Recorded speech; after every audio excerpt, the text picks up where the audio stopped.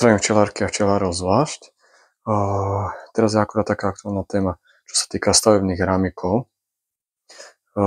Začína nám už jar a do rodín nám bude treba uložiť stavebné rámiky, aby si včelky mali kde stavať trubčinu.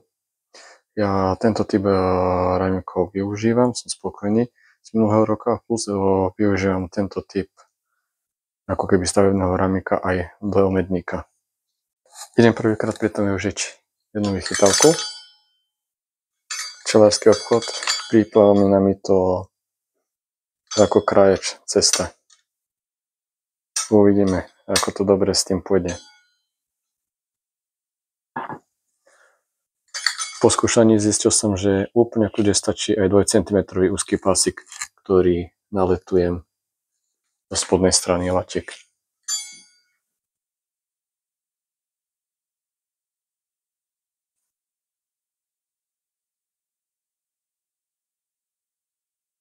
A ide to z ľahučka. Super.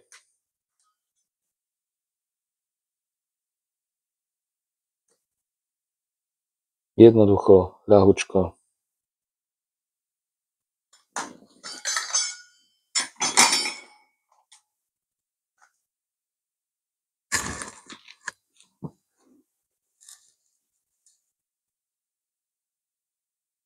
Robím to tak.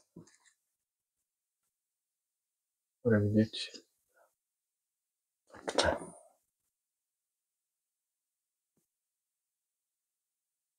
Priložím približne na stred pasík a pajkovačkou pritavím, ale pripomínam, že treba zvoliť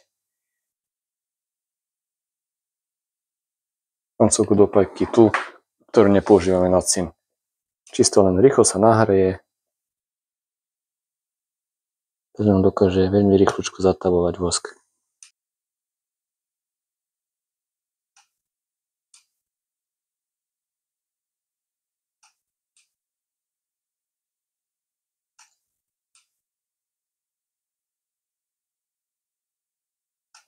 Teraz je mierne zvlnený, kvôli tomu, že musím pridržovať mobil.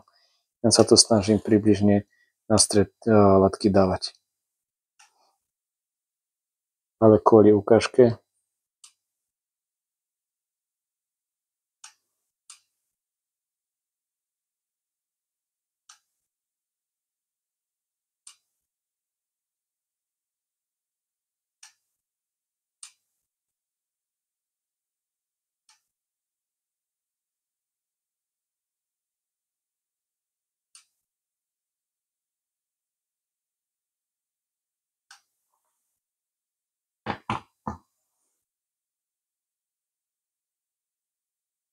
skúsime aj vrchné poschodie, najskôr na pár miestach prichytím.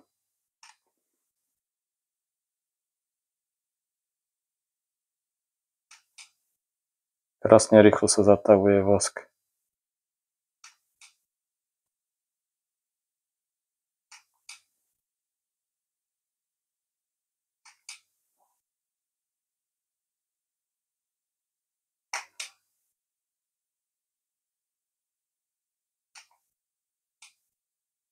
Včielky to opravia, nastavia tak, ako to má byť.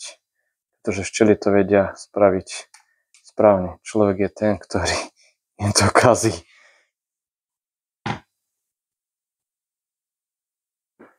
Ako vidíte, je to jednoduché, rýchle. Bijete rámik, do stredu dáte tenkú latku, približne na stred. Stačí 1,5 cm pásik s touto pomockou, krájačom. Pripomína mi to krájač na cesto, ide to veľmi rýchlo. Ďakujem za vašu pozornosť a za každý like, prípadne zdieľanie som vďačný. Ďakujem, vidíme sa na budúce.